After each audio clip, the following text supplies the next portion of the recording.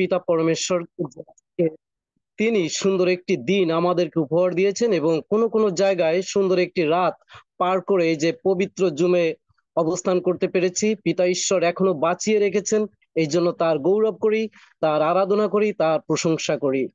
ধন্যবাদ জানাতে চাই এভরিডে প্রেয়ার গ্রুপের শ্রদ্ধেয় দিদি রিক্তা সমদ্দার দিদিকে এবং এই গ্রুপের কার্যকারী পরিষদকে। তারা আমাকে মনোনীত করেছেন আজকে যেন আমি এখানে প্রভুর বাক্য বিভাজন করি। ধন্যবাদ জানাতে চাই প্রিয় দিদি লিন্ডা গনসালভেসকে। তিনি গত কয়েকদিন আগেই বলেছিলেন এখানে প্রচার করবার জন্য। ঈশ্বর দিদিকে প্রচুর পরিমাণে আশীর্বাদ দান করুন। ধন্যবাদ জানাতে চাই যিনি এই পবিত্র উপাসনাটি পরিচালনা করছেন, দিদি রিক্তাদি, এবং আমার নাম ঘোষণা করেছেন মাত্র। ধন্যবাদ জানাতে চাই আমার প্রিয় কিছু মানুষ আমি এখানে দেখতে পাচ্ছি। রিনা মুন্সি দিদি, রোজমেরি আন্টি, অপরাজিতা দিদি, পাস্টার রাজু মন্ডল দাদা যিনি এফসিইউসির কর্ণধর, রেভারেন্ট ডক্টর জেমস সরকার ম্যাথিয়াস ফাউন্ডেশনের কর্ণধর, এবং আরো যারা রয়েছেন আমার প্রিয় মানুষগুলো, আমি সবাইকে ঈশ্বরের সান্নিধ্যে এই যে উপস্থিত হয়েছেন পিতা পরমেশ্বরের গৌরব করি এবং আপনাদেরকে সুস্বাগতম জানাচ্ছি। ধন্যবাদ জানাতে চাই যারা এখন লাইভে দেখছেন, ইউটিউবে যারা লাইভে দেখবেন, পরবর্তীতে যারা প্রচার দেখবেন, সবাইকে আমি স্বপন সরকার আপনাদের সবাইকে আমার পরিবার থেকে, আমার মণ্ডলী থেকে খ্রিস্টীয় শুভেচ্ছা জ্ঞাপন করছি। দিদি বলেছেন ছোট্ট একটি পরিচয় দিতে। আমি স্বপন সরকার, আমি ক্যাথলিক ব্যাকগ্রাউন্ডের মানুষ, আর আমি ব্যক্তিগত জীবনে বিবাহিত। আমাদের দুটি পুত্র সন্তান রয়েছে, আর আমার একজন বৃদ্ধা মা রয়েছেন। এই হচ্ছে আমার পরিচয়। আমি ব্যক্তিগত জীবনে হাসপাতালে জব করি, রিসিপশনের দায়িত্ব রয়েছে ওখানে, আর মাঝে মধ্যে আল্ট্রাসোনোগ্রামের রিপোর্ট করি। এই হলো সংক্ষিপ্ত পরিচয়। আমি বাক্যে যাবার পূর্বে আমি ছোট্ট একটি প্রার্থনা করতে চাই। আসুন প্রার্থনা করি। হে পরম করুণাময় অসীম স্বর্গস্থ পিতা প্রভু গো, সুন্দর একটি মুহূর্ত তুমি আমাদেরকে দান করেছো প্রভু। এই যে এভরিডে প্রেয়ার গ্রুপে আমরা এখন সবাই একত্রিত হয়েছি, এ তোমার দয়া প্রভু গো, তোমার কৃপা। আমি যে বাক্য বিভাজন করব প্রভু, তা যেন তোমার মুখ দিয়ে উচ্চারিত হয় প্রভু গো, এবং আমার যে ভিতরে তুমি পবিত্র আত্মা দিয়েছো সেই পবিত্র আত্মা এখন আমাকে পরিচালনা করার ভার দাও প্রভু গো, এবং যারা শুনবেন তাদের মনের দরজা খুলে দাও প্রভু গো, তারা যেন সত্যি এখান থেকে আশীর্বাদ নিয়ে ঘরে ফিরে যেতে পারে। এখানে যে কয়টি ডিভাইস রয়েছে প্রভু, 28টি ডিভাইস, এই 28টি ডিভাইসের পিছনে একটি পরিবার রয়েছে প্রভু গো। এই পরিবারগুলো তোমার হাতে রাখি প্রভু গো। এই পরিবারের প্রতি তুমি আশীর্বাদ, অপরিমেয় আশীর্বাদ ঢেলে দাও প্রভু গো। সবকিছু নিয়ন্ত্রণে রাখো, শয়তানের হাত থেকে আমাদেরকে রক্ষা করো। এই প্রার্থনা করি আমাদের সেই মৃত্যুঞ্জয়ী প্রভু যীশু খ্রিস্টের নামে, আমেন। আজ আমার প্রচারের একটু টাইটেল একটু অন্য ধরনের। হয়তো আপনারা ভাববেন এটা কেমন প্রচার আবার। পিতাম পিতা পরমেশ্বর চেয়েছেন যেন আমি এই প্রচারটা করি। প্রচারের টাইটেল হচ্ছে চুপ থাকুন। খ্রিস্টতে প্রিয়জনেরা, যেমন পাওয়ার আছে বলাতে, তেমন পাওয়ার আছে চুপ থাকায়। অনেকে বলে চুপ থাকা মানে হেরে যাওয়া। চুপ থাকা মানে হেরে যাওয়া নয়, চুপ থাকা মানে হলো বুদ্ধিমানের পরিচয়। খ্রিস্টতে প্রিয়জনেরা, খুবই গুরুত্বপূর্ণ এটি, ভালো করে শুনবেন। লোকে আপনাকে চাবি দেবে, আপনাকে গরম করতে চাইবে, আপনার নামে অনেক অপবাদ দেবে। আপনি হয়তো ভাববেন সহ্য করা যায় না, আমি কিছু একটা বলবো, ও কেন আমাকে এভাবে বলেছে, আমি তাকে বলবো, অবশ্যই বলবো। আজ আমি তাদের বলছি, আপনি তাদের লেভেলে নামবেন কেন? আপনি, আপনার লেভেল হাই, আপনি অনেক উপরের মানুষ। কেউ হয়তো আপনার চরিত্র নিয়ে বলতে পারে আপনার লেভেল তাদের থেকেও হাই, তাই শুধু চুপ থাকুন। খ্রিস্টতে প্রিয়জনেরা, কিছু কিছু মানুষের বৈশিষ্ট্য আছে, সকাল শুরু হলেই তারা চায় কারো সম্বন্ধে কথা বলে বেড়ানো। তারা যখন বলে, তারা তাদের মনে উৎসাহ পায়। তারা যখন উৎসাহ পায়, তাই তখন বলে, বাংলা যেটাকে বলে, অনেকে বলে ঠেস মারা। হয়তো আপনি অফিসে যাচ্ছেন, মুড ভালো রয়েছে, এমন একটা কথা বলল, আর আপনি বললেন এর জবাব আমি দিয়েই ছাড়বো। আর আমি তাদের বলছি, ঘুরে গেছেন, ঘুরে গেলেন সেই শক্তি যে আশীর্বাদ নিয়ে আপনি ঘর থেকে বের হয়েছিলেন, আসলে সেই শক্তি একটা নেগেটিভের মানুষের সাথে কথা বলে হারিয়ে ফেললেন। সারাদিন আপনি খিটখিটে থাকলেন। আর আপনাকে বলছি আপনার সেই লেভেল নয়, আপনার লেভেল অনেক উপরে।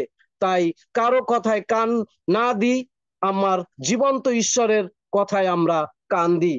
সকালে যদি আমরা জীবন্ত ইম্মানুয়েলের সাথে কথা বলেছি, সারা দিন যে কেউ আমাকে যাই বলুক নিরুৎসাহ হব না, আমি চুপ থাকবো। কারণ আমি জানি কেউ অলরেডি সকালবেলায় আমাকে উৎসাহ প্রমিস করেছে। তাই চুপ থাকুন, আশীর্বাদ পাবেন। খ্রিস্টেতে প্রিয়জনেরা, যে বুদ্ধিমান সে তর্ক করে না। জুমে যখন আসবেন অথবা মন্ডলীতে যখন আসবেন, তখন অনেকেই আপনাকে মজাদার মশলা মুড়ি খোশ গল্প করবে, মজাদার চটপটি গল্প করবে, মজাদার তেঁতুল মেশানো গল্প করবে। কখনো লিডার সম্পর্কে, কখনো পাস্টার সম্পর্কে, কখনো পুরোহিত সম্পর্কে, কখনো দিদি দাদা সম্পর্কে। আর আপনি হয়তো ভাববেন এটা তো অনেক ভালো, এটা তো আমি জানতাম না। তাই তারা একটু আরো তেঁতুল জল ঢেলে দেবে, আরো একটু লবণ দেবে, আরো একটু মশলা দেবে, তারপর ভালো করে মাখিয়ে আপনাকে খাওয়াবে। আপনি হয়তো ভাববেন খুবই মজা লাগছে, টেস্টফুল হয়েছে। আসলে এটা টেস্টফুল নয়, এটা আপনার স্টমাককে খারাপ করতে চলেছে। আসলে এটা ফুলফিল হয়ে যাবে আপনার স্টমাক, আর আপনি অসুস্থ হয়ে পড়বেন। আপনি এমন কিছু বলবেন না, এমন কিছু শুনবেন না যা আপনার পরবর্তী আত্মিক জীবনের স্টমাককে নষ্ট করে দিতে পারে। আপনি বলবেন আমি জিহ্বা দ্বারা নয়, আমি এখানে এসেছি, আমি আমার আত্মিক ভাবে আত্মিক নির্ভরতা আমি এখানে পাই। কারণ বাইবেল বলে অন্য কিছুতে নয়, ঈশ্বর গ্রহণ করে না অন্য কিছুতে, সত্য আত্মায় আরাধনা করলে সেটি ঈশ্বর গ্রহণ করে। খ্রিস্টেতে প্রিয়জনেরা, আমরা অনেক সময় মুখে আরাধনা করি, কিন্তু বাইবেল বলে তুমি মুখে নয় আত্মায় আরাধনা করো। খুবই গুরুত্বপূর্ণ বিষয় চুপ থাকা। কোথায় কোথায় চুপ থাকতে হবে অথবা কোথায় কোথায় কখন চুপ থাকবেন, সেই বিষয়ে আমি মাত্র 8টি পয়েন্ট আপনাদেরকে বলবো। যখন আপনি ক্রোধের আগুনে উত্তপ্ত, এটি আমার 1 নম্বর বিষয়। যখন আপনি ক্রোধের আগুনে উত্তপ্ত, তখন চুপ থাকুন। আপনি যখন রাগের শেষ সীমানায় পৌঁছে গেছেন, এবার আপনি বাস্ট হবেন। বুদ্ধিমান তাকে বলে চুপ থাকা। চুপ থাকুন, কোনো কথা বলবেন না, কারণ এরপরই পাপ জন্ম নেবে। খ্রিস্টতে প্রিয়জনেরা, যখনই আপনাকে কেউ উত্তপ্ত করেছে, আপনাকে কেউ গরম করে দিয়েছে, আপনাকে উল্টাপাল্টা কথা বলেছে, আপনার সম্বন্ধে বাজে কথা বলেছে, আপনি হয়তো বলছেন আর কুল থাকা যায় না। আমি বলছি বাইবেল বলে এ সময় চুপ থাকুন। বাইবেল যদি থাকে, আমরা লক্ষ্য করি হিতোপদেশ 14 অধ্যায় 17 পদ দেখতে পারি। হিতোপদেশ তার 14 অধ্যায় 17 পদ। আশুক্রোধী অজ্ঞানের কার্য করে, আর কুকল্পনাকারী ঘৃণার পাত্র হয়। যখনই আপনি ক্রোধান্বিত, তখন আপনি যা কিছু করুন না কেন অজ্ঞানের কার্য হবে, জ্ঞানবানের কার্য নয়। খ্রিস্টতে প্রিয়জনেরা, তাই রেগে যাওয়ার পর আপনি কোনো সিদ্ধান্ত নেবেন না, চুপ থাকুন। স্ত্রীর সঙ্গে স্বামীর ঝগড়া হয়েছে, সাথে সাথে বললেন যে ডিভোর্স।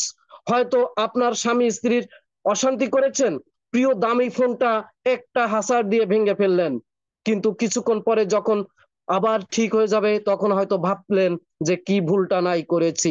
তাই বলছি ক্রোধে চুপ থাকুন, ক্রোধে কোনো সিদ্ধান্ত নেবেন না। আপনি প্রার্থনা করুন, রেগে গেছেন চুপ থাকুন, সময় নিন, বেরিয়ে আসুন। সেটা এখনই বলবেন, এখনই বলবেন না, এটা একদিন পরে বলুন, পরে ভাবুন, সিদ্ধান্ত আপনি নিন। যদি আপনি আজ কারো সম্বন্ধে কিছু শোনেন আর সাথে সাথে যদি ফোনে তাকে বলেন, দেখবেন আপনার বলার স্টাইলটা আলাদা। কিন্তু যখন ওই একই ব্যক্তিকে 2 দিন পরে আপনি ফোন করবেন, দেখবেন যে আপনার কথা, আপনার চিন্তা ভাবনা সমস্ত কিছু সম্পূর্ণ আলাদা হবে। বাইবেল বলে ক্রোধের সময় যদি কোনো সিদ্ধান্ত নেন বা কার্য করেন, আসলে আপনি মূর্খতার পরিচয় দেবেন। তাই যখন ক্রোধান্বিত হয়েছেন, রেগে গেছেন, চুপ থাকুন। যখন আপনি রেগে গেছেন, তাৎক্ষণিক আপনি কোনো সিদ্ধান্ত নেবেন না। যখন আপনি 2 দিন অপেক্ষা করুন, 3 দিন অপেক্ষা করুন, তারপর সিদ্ধান্ত নেওয়ার কথা ভাবুন। যারা বুদ্ধিমান তারা চুপ থাকে। খ্রিস্টতে প্রিয়জনেরা, আমাদের প্রত্যেকের দেহের ভিতর শক্তি আছে, আমরা প্রত্যেকে সেই শক্তির জোরে চলি, হাঁটাফেরা করি, কাজ করি। আর তাই আমরা ক্লান্ত হয়ে যাই, হতাশ হয়ে যাই। যখন দেখবেন কোনো মানুষ নিরাশায় ভুগছে, তার মানে তার অটোমেটিক ফিজিক্যাল যে গঠন সেটা দুর্বল হতে শুরু করে। তার কারণ সে মানসিক দিক দিয়ে অসুস্থ হয়ে যায়। কিছু মানুষ থাকবে যারা ইচ্ছা করে আপনার শক্তিকে ক্ষীণ করতে চাইবে। তারা উল্টাপাল্টা ভাবে আমাদের মানসিক নির্যাতন করতে পারে, আপনার কানকে ভারী করতে পারে, যাতে আপনার আধ্যাত্মিক জীবন মূল্য আধ্যাত্মিক জীবনের মূল্য থেমে যায়। আপনি প্রতিদিন জুমে আসছেন, চার্চে যাচ্ছেন, শয়তানও চাইবে আপনাকে থামাতে। কিছু লোক চাইবে আপনার আত্মিক জীবন থামাতে। সিদ্ধান্ত আজ আপনার কাছে, আপনি কি করবেন? যারা পুরানো হয়ে গেছে, মন্ডলীতে হয়তো নতুনদের দায়িত্ব দিয়েছে। নতুন কেউ কেউ রয়েছে যাদের অনেক ট্যালেন্ট আছে। পুরাতনদের রাগ হয় তখন যখন নতুনদের কোনো কাজ বা দায়িত্ব দেওয়া হয়। আর তাই নতুনদের তারা আধ্যাত্মিক জীবন থেকে কুপরামর্শ দিয়ে থাকেন অনেক সময়। যারা নতুন ভাবে ঢোকে তারা তখন চার্চে যাওয়া বন্ধ করে দেয়। কিন্তু রাগে সিদ্ধান্ত নেওয়া মানে মূর্খতার পরিচয়। আমার দ্বিতীয় পয়েন্ট হলো, যখন আপনার কাছে সম্পূর্ণ তথ্য বা প্রমাণ নেই, যখন আপনার কাছে সম্পূর্ণ তথ্য বা প্রমাণ নেই, তখন সেখানে চুপ থাকুন। আপনার কাছে কোনো তথ্য বা প্রমাণ নেই, তাহলে সে বিষয়ে আপনি কোনো আলোচনা করবেন না, চুপ থাকুন। আপনার আত্মিক জীবন থামিয়ে দিতে পারে যখন আপনার কাছে কোনো প্রমাণ নেই বা কোনো তথ্য নেই। সেই সহভাগিতায়, সেই আলোচনায়, সেই বিষয়ে আপনি কোনো রকম কথা বলবেন না, চুপ থাকুন। খ্রিস্টতে প্রিয়জনেরা, আমরা আধা জানি আধা জানি না এই কথা আগ বাড়িয়ে কখনো বলতে যাব না, বিরত থাকবো। হিতোপদেশ তার 18 অধ্যায় 10 পদে, হিতোপদেশ তার 18 অধ্যায় 10 পদে, শুনিবার পূর্বে যে উত্তর করে তাহা তাহার পক্ষে অজ্ঞানতা ও অপমান। খ্রিস্টেতে প্রিয়জনেরা, কোনো বিষয় ভালো করে শুনুন, বুঝুন, প্রমাণ নিন, তারপর বলুন, নয়তো চুপ থাকুন। হাওয়াতে কখনো ঢিল বা তীর ছুড়বেন না, এতে আপনার আত্মিক জীবন নষ্ট হতে পারে। কে কি করছে সেটা আমার দেখার দরকার নেই, বাট আমার ঈশ্বর আমাকে যেটা করতে বলেছে আমরা ওটাই করব, ওটাই করার দরকার। খ্রিস্টেতে প্রিয়জনেরা, আমার আপনার চোখ সবসময় ঈশ্বরের দিকে থাকুন। আমরা জুমে কারো চরিত্র দেখতে আসি না, আমরা চার্চে কারো ক্যারেক্টার দেখতে যাই না। আমার চোখ খোঁজে কখন আমার প্রভুর দ্বিতীয় আগমন হবে।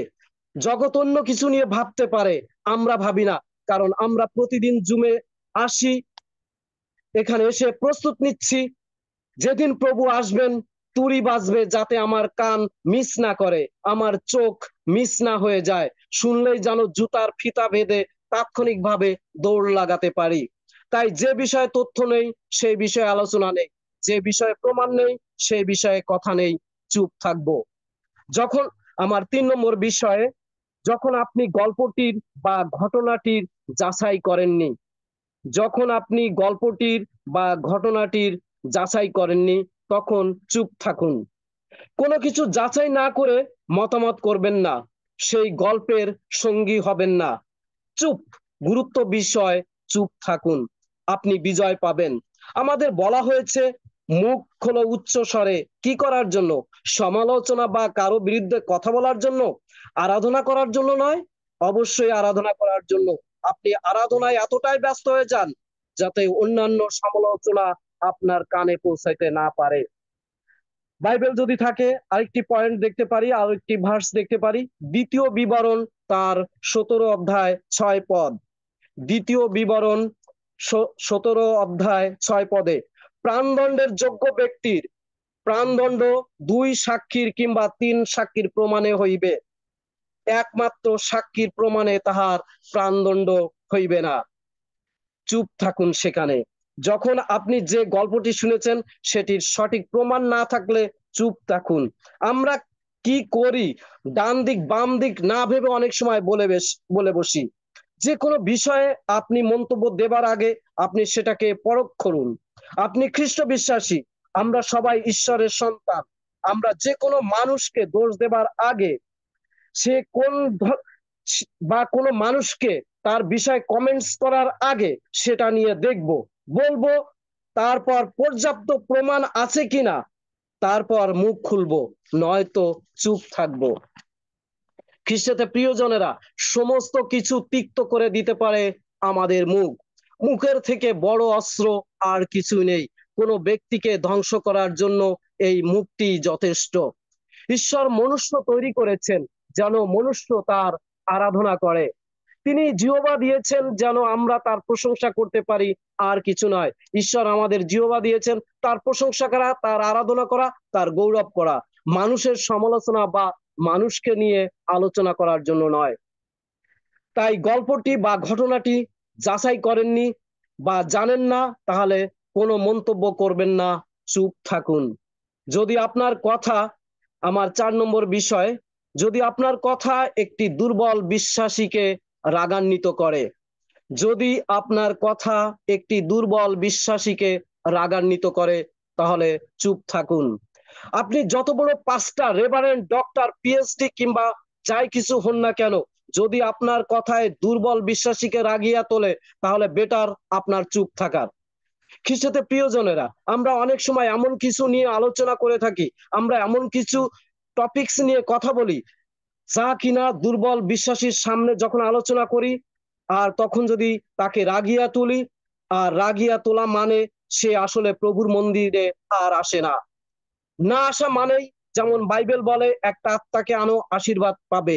আর যদি তাকে কেউ নষ্ট করে, একই রকম ভাবে সে অভিশাপ পাবেই। আপনি যদি কারো বিঘ্নের কারণ হন, অবশ্যই আপনি তার দণ্ড পাবেন। এটা খুবই গুরুত্বপূর্ণ। আপনি কাউকে উৎসাহ করতে না পারেন, করবেন না, বাট কাউকে নিরুৎসাহ করবার অধিকার আপনাকে দেয়নি ঈশ্বর। যদি আপনি কাউকে প্রশংসা করতে পারেন না, করবেন না, বাট কাউকে অপমান করার ক্ষমতা ঈশ্বর আপনাকে দেননি। বেটার আপনি চুপ থাকুন। মণ্ডলী একজনকে নিয়ে হয় না, মণ্ডলী হয় বা পবিত্র জুমে একজনকে নিয়ে হয় না, সবার অংশগ্রহণ এখানে খুবই দরকার।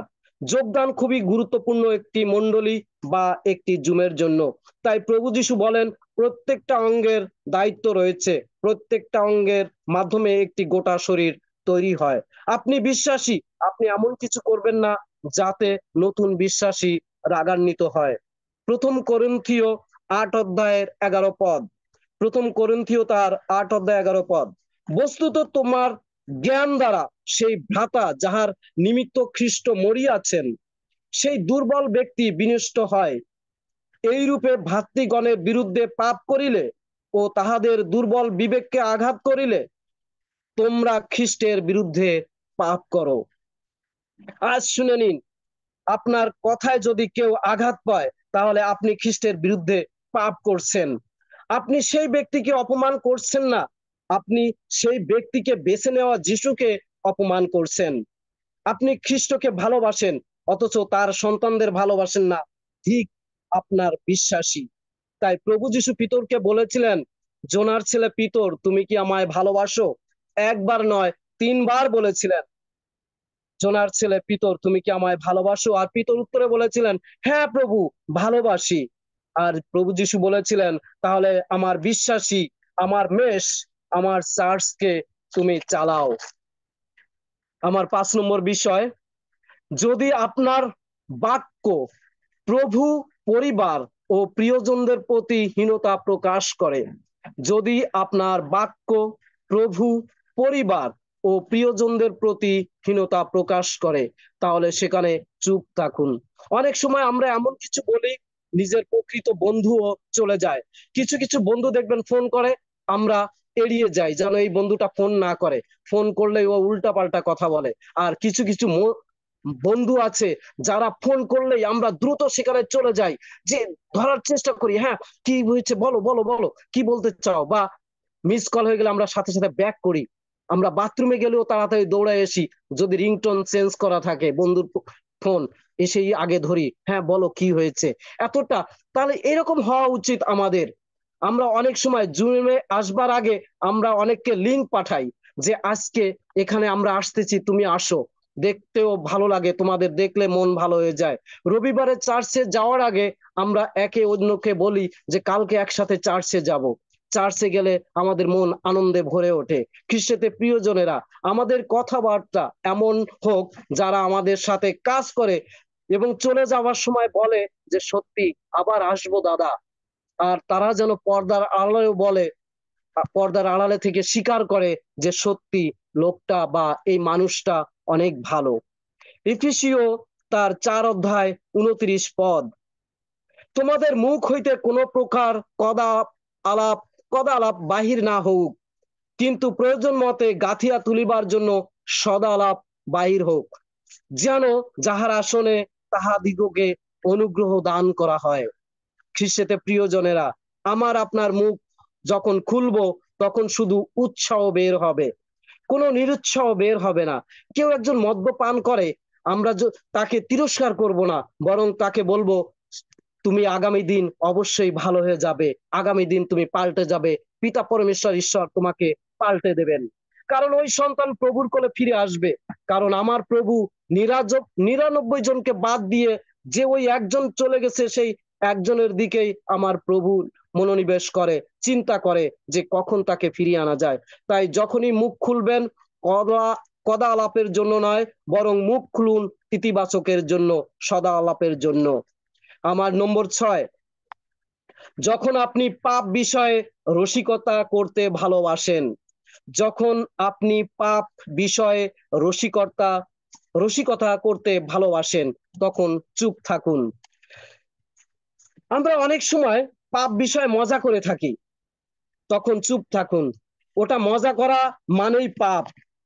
আমরা অনেক সময় রসিকতার সাথে পাপ মজা করে মানে বলি যে এনজয়মেন্ট করি, বলি যে এটা এনজয়, এটা এমন কিছু নিয়ে আলোচনা বা মজা করি, আসলে ওটাই পাপ। যেখানে কোনো খারাপ কিছু বিষয় আলোচনা হচ্ছে, আমরা সেখানে সহজেই ঢুকে যাই, সেখানে অংশগ্রহণ করি। কেউ নোংরা ভিডিও দেখছে, চুপ থাকুন, ওখান থেকে বের হয়ে আসুন।